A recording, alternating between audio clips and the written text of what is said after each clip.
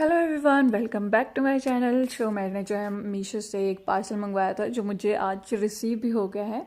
तो ये जो मैंने मंगवाया है ये एक टैंक टॉप है जो कि क्यूट सा पिंक कलर दिखाया था उसमें।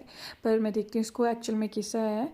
ये इसका जो प्राइस है 171 था जो मुझे 155 रुपीज़ का मिला है डिस्काउंट में। लेट्स सी ये कैसा आया हुआ है। तो सबसे पहले जो मैं आपको बताऊँ, इसका कलर बहुत प्रिटी है, बहुत ज़्यादा प्रिटी। और इसकी क्वालिटी बहुत ज़्यादा है। 1555 में क्या ही मिलता है। ये है इसका बैक साइड और ये है फ्रंट साइड। तो चलो मैं इसको आपको पहन के बताती हूँ इसकी फ़िटिंग वगैरह कैसी है। तो मैं बताऊँ आपको, इसका जो मैंने साइज़ लिया है वो मीडियम लिया है जो कि मुझे परफेक्ट फिट आ रहा है। और ये देखने में भी बहुत कैजुअल वियर, बहुत मस्त लग रहा है। बहुत ही अच्छा है ये। Thank you for watching.